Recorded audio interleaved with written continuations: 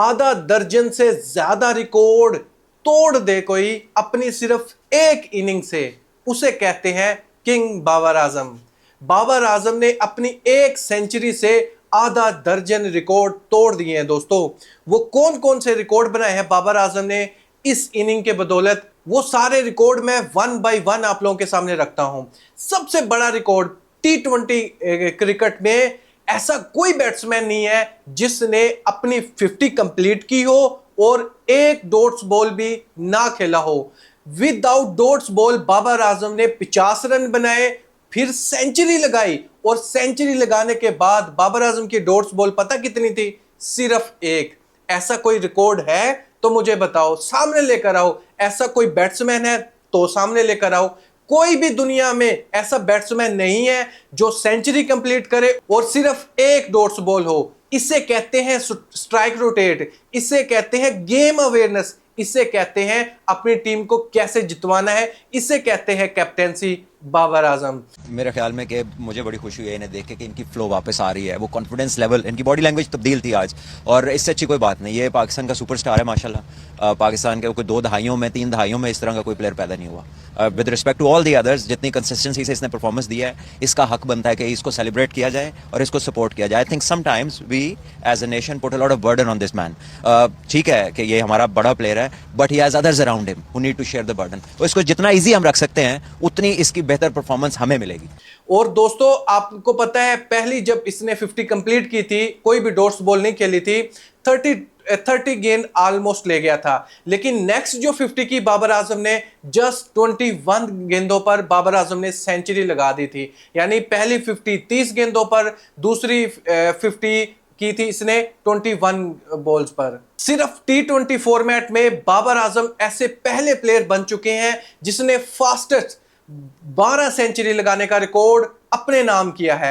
यानी कम इनिंग खेलकर, सबसे ज्यादा कम इनिंग खेलकर 12 सेंचुरी लगाने वाला प्लेयर सिर्फ बाबर आजम है। इसके अलावा कोई भी प्लेयर नहीं है। आप बड़े बड़े नाम देखें, क्रिस गेल छोटा नाम नहीं है, बहुत बड़ा नाम है। 400 प्लस इनिंग है। विराट कोहली की तरफ देखें, 400 प्लस इनिंग हो चुकी है विराट कोहली की। लेकिन डेविड वार्नर की तरफ देखें, लेकिन बाबर आजम इन सब से अलग है। अभी 400 इनिंग में बाबर आजम पता नहीं कितनी सेंचुरी और लगा जाएंगे। अगर क्रिस गेल का रिकॉर्ड तोड़ना है, अभी भी इसके पास 100 इनिंग से ज्यादा का टाइम मौजूद है। बाबर आजम ये जल्द रिकॉर्ड तोड़ने वाले हैं। सबसे ज्यादा सेंचुरी की पार्टनरशिप लगाने वाले प्लेयर बाबर आजम बन चुके हैं दोस्तों। विराट कोहली के बराबर ये रिकॉर्ड कर दिया बाबर आजम ने, लेकिन कम इनिंग खेलकर। इसमें आप बड़े बड़े नाम इसमें भी देखेंगे, डेविड वार्नर का इसमें भी नाम है, फैफ डुप्लेसिस इसमें भी इसका नाम मौजूद है इस लिस्ट में, लेकिन टॉप पर बाबर आजम का नाम है। वो इस वजह से विराट कोहली की भी 47 है और दूसरी बाबर आजम की भी 47 है, लेकिन डिफरेंस ये है कम इनिंग में ये रिकॉर्ड बाबर आजम ने अपने नाम किया है। इस PSL सीजन 2026 में बाबर आजम और मेंडिस ने जो पार्टनरशिप लगाई है, किसी भी टीम की तरफ से हाईएस्ट पार्टनरशिप का जो स्कोर है वो है 450। ये बाबर आजम ने रिकॉर्ड अपने नाम किया है और मेंडिस ने। इन दोनों प्लेयर की बहुत जबरदस्त पार्टनरशिप चलती है जब भी ये खेलने के लिए एक साथ आते हैं, टाइम मिल जाए तो इनको। दूसरा दोस्तों, सबसे बड़ा रिकॉर्ड बाबर आजम अपने नाम कर सकते हैं। 62 इनिंग बाबर आजम के पास मौजूद है। 62 इनिंग्स में बाबर आजम ने सिर्फ 550 और लगानी है। यानी 62 इनिंग में क्या बाबर आजम 550 नहीं लगाएंगे? ऐसी परफॉर्मेंस से बाबर आजम ऐसे ये लगाएंगे तो ये 50 वाला रिकॉर्ड भी बाबर आजम तोड़ देंगे विराट कोहली का। आप अंदाजा लगाएं, ये सारे के सारे स्टैट्स जो मैं बता रहा हूं आपको, ये सिर्फ T20 के रिलेटेड स्टैट है। इसमें ना मैं ODI को लेकर आया हूं, ना मैं टेस्ट को लेकर आया हूं, सिर्फ T20 फॉर्मेट के स्टैट मैं आप लोगों के सामने रख रहा हूं। लेकिन अभी भी कहते हैं कि बाबर आजम T20 का प्लेयर ही नहीं है। बाबर आजम पर सरेआम इल्जाम लगाए जाते थे सिर्फ अपनी दुकान चमकाने के लिए। आज वही लोग जो बाबर आजम पर तनकीद कर रहे थे, आज वही ट्वीट्स कर रहे हैं। अब देखें कैसे तारीफ कर रहे हैं। अंदर से बेशक धुआं उठ रहा हो इनके, लेकिन तारीफ करने पर मजबूर हो गए हैं बाबर आजम की। आप में से बहुत से फैंस ये बात जरूर जानते हैं, किसी भी प्लेयर के साथ बुरा वक्त जरूर होता है, लेकिन बुरे वक्त के बाद एक्सपोज हो जाती है दुनिया कि कौन बाबर आजम के साथ था और कौन बाबर आजम के अगेंस्ट था। ये बाबर आजम ने साबित कर दिया है आज की इस इनिंग में। और वैसे भी थ्रू आउट टूर्नामेंट में आप देखें बाबर आजम की परफॉर्मेंस किसी जगह पर भी कोई क्वेश्चन मार्क नहीं है। Babar Azam almost second highest score बना लिया है बाबर आजम ने इस पीएसएल सीजन में। टॉप पर है मेंडिस, वो भी 10-15 रन का फर्क है। बाबर आजम ये भी रिकॉर्ड ब्रेक कर सकते हैं। साहिबजादा फरहान बहुत पीछे रह चुके हैं इस टाइम, दो ही टॉप पर है मेंडिस और बाबर आजम।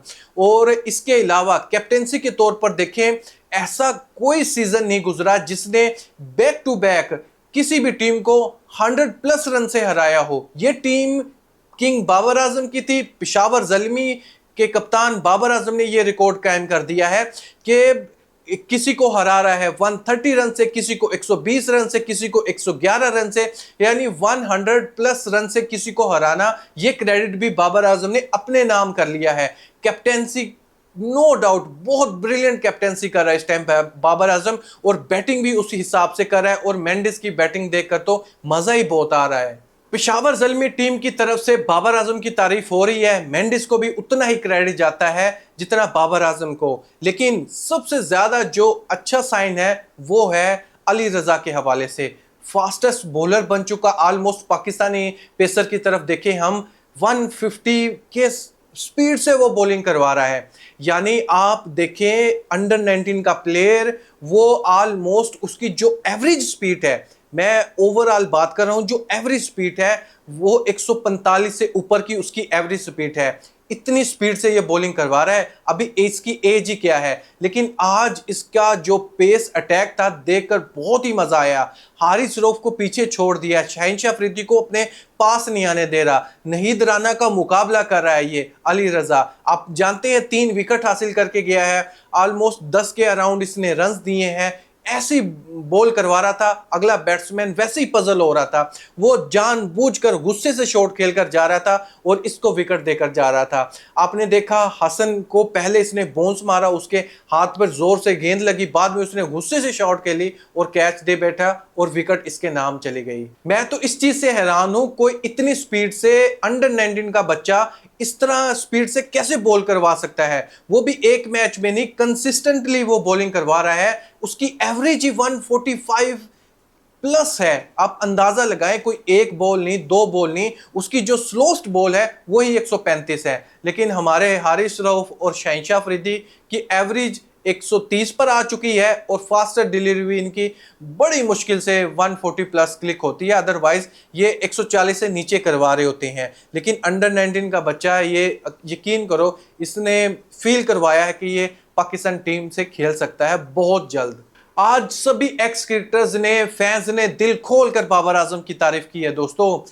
सलमान बट के हवाले से आप देखा कैसे स्टेटमेंट दिया बाबर आजम के हवाले से, यहां तक कि जो हमारे कोच थे अजहर महमूद, उसने तो यही कहा कि ज्यादती थी T20 वर्ल्ड कप में बाबर आजम को नंबर 4 पर खिलाना। बाबर आजम नंबर 4 के प्लेयर बिल्कुल भी नहीं है। अगर आपने T20 में इसको खिलाना है तो इसको सिर्फ ओपनर भेजो, क्योंकि ऐसा प्लेयर चाहिए हमें कि एक वो प्लेयर बेस बना कर दे। और बाबर आजम पेशावर ज़ल्मी में क्या कर रहा है, एक बेस बना कर देता है, और यही टीम के लिए जरूरी है। बाबर आजम जैसा प्लेयर जब ओपनर आता है, ऐसा प्लेयर चाहिए जो कंसिस्टेंटली परफॉर्मेंस दे, यानी वो रन करके जाए। ये ना हो कि एक 50 के लिए 10-10 इनिंग का इंतजार करे। मिसाल दी अजहर महमूद ने साहिबजादा फरहान की और दूसरे प्लेयर्स की कि आप स्ट्राइक रोटेट का इल्जाम लगाते हो बाबर आजम पर, लेकिन जो आपके पास प्लेयर अवेलेबल है उनका स्ट्राइक रेट भी तो जरा आप देखें ना। सबसे ज्यादा स्ट्राइक रेट किसका है ये मुझे बताएं। T20 इंटरनेशनल में शादाब खान का है दोस्तों,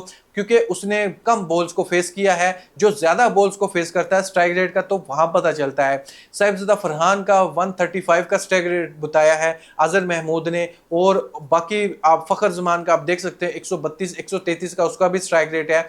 तो कहने का मतलब यह है कि बाबर आजम का अगर 129-30 का स्ट्राइक रेट है, कोई बहुत बड़ा गैप नहीं है। तो बाबर आजम को ओपनर आना चाहिए था T20 वर्ल्ड कप 2026 में। जो भी जिसने भी ये मैनेजमेंट ने ये डिसीजन लिया बाबर आजम के हवाले से कि बाबर आजम चौथे नंबर पर खेलेगा, उसका ये बहुत ही गलत फैसला था। और आपने देख लिया क्या हुआ था हमारे साथ वर्ल्ड कप में। और बाबर आजम एक ऐसा प्लेयर है जो 30-35 रन 40 रन बनाकर जाए। किसी को लगता ही नहीं है कि बाबर आजम ने रन बनाए हैं। जब तक 50 या सेंचुरी ना आए बाबर आजम के बल्ले से तो ऐसा फील ही नहीं हो रहा था कि बाबर आजम ने रन किए हैं। जबकि हम दूसरे प्लेयर को देखें, किसी के 35 रन पे आप लोग खुश हो रहते हो, किसी के 30 रन पर आप खुश हो रहे होते हो, लेकिन आपको इतना बड़ा गैप देखना चाहिए कि पहले इसने बहुत ज्यादा रन बनाए हैं, सेंचुरी बहुत ज्यादा, ऑलमोस्ट 50s की बात करें 100+50 कर चुका है ये बाबर आजम। तो आदत सी हो चुकी है कि ये इस बार भी हर मैच में 50 लगाए या सेंचुरी लगाए। लेकिन बाबर आजम का बुरा वक्त था, इंशाल्लाह स्लोली ये वक्त भी गुजर ही जाएगा। और लास्ट में दोस्तों मैं आपको ओपिनियन जानना चाहूँगा, क्या लगता है बाबर आजम T20 का प्लेयर अभी भी है? क्या बाबर आजम पाकिस्तान टीम में इस परफॉर्मेंस की बुनियाद पर जगह बना सकता है T20 फॉर्मेट में? इन सब पर आपका क्या ओपिनियन है, कमेंट बॉक्स में मुझे ज़रूर बताइएगा। पेशावर ज़ल्मी जो अनबिटन टीम जा रही है इस टाइम, इसका सबसे ज़्यादा क्रेडिट किसको दोगे? कैप्टेंसी को, बॉलर्स को, बाबर आजम को, मैनेजमेंट को? अपनी राय इसके हवाले से कमेंट बॉक्स में मुझे ज़रूर बताएं। थैंक यू, अल्लाह हाफिज़।